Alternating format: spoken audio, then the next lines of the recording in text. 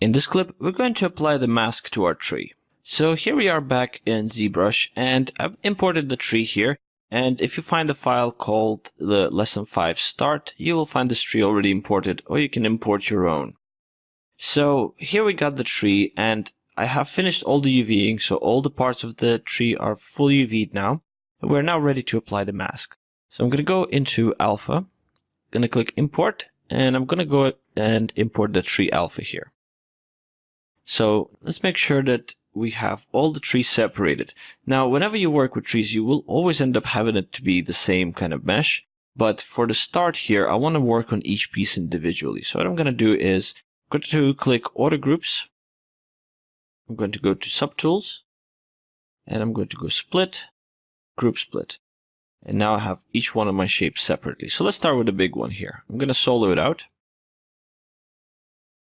I'm going to go to Geometry here and divide it a couple times.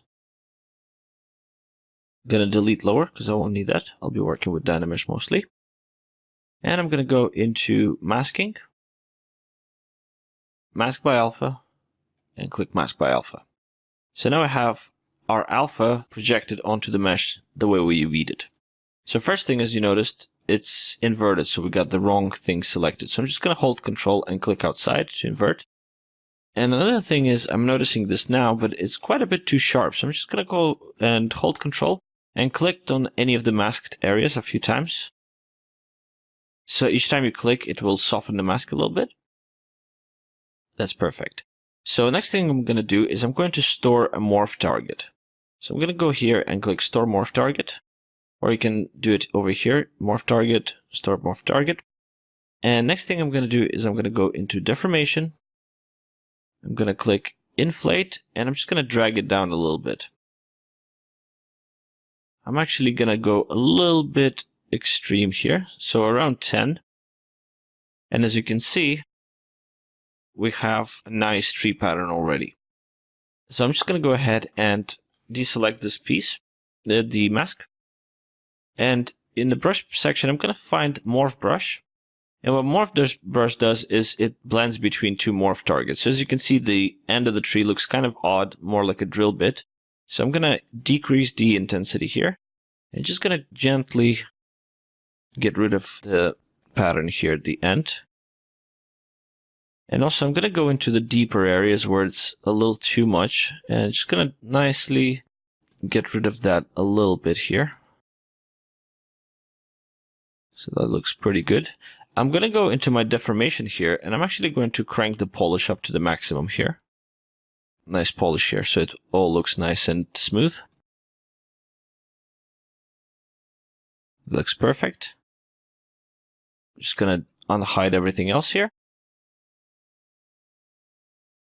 This is perfect. And that works pretty well as a base. So I'm going to go ahead and do one more. So I'm going to select this one here. Alpha is already imported, so I can just go ahead and click on that. And once again, I'm just going to go to Geometry, divide it a couple times, go to Masking, Mask by Alpha, and once again, I'm going to go to Morph Target, Store Morph Target. I'm going to hold Control, click outside to invert, and then click a few times on the masked area to make it softer. Let's go to Deformation and inflate inwards around -10. I think they're a little bit less this time because it's much thinner branch here. That looks perfect. Worked out pretty well. Another thing I'm going to do is I'm just going to select AG Polish here. And I'm just going to go in and get rid of these artifacts over here so it blends a bit nicer. I'm actually going to go into my subtools and hide the floor piece. It's just a little too useless right now. Let's select this again. And again, I'm going to select the AJ polish and just blend a little bit more in. I'm going to go into blending them a little bit further in the next clip, but I just wanted to make sure that it doesn't bother me at this point. So here we go. I'm going to select my Morph Target brush again. And just going to go in and just clean this up a little bit. especially towards the end, because you don't want any of that on the end of the branch. Pretty good to me. Gonna make sure my alpha is not selected. Just gonna smooth it out a little bit. And that looks pretty good. Already looking quite cool. I love the twirly pattern to it. And you can experiment with all kinds of different patterns. You can find some online, or you can, create your own. It doesn't have to be lines like mine. This is a little bit of a sort of pine texture, I would say. But you could just go with vertical lines or just like a couple thicker hoops. Whatever is your imagination, especially with stylized trees, as long as it resembles a tree pattern. That's all that you want to see. So that looks pretty cool. I'm going to go ahead and go into my deformation again and just go in and polish it to the maximum.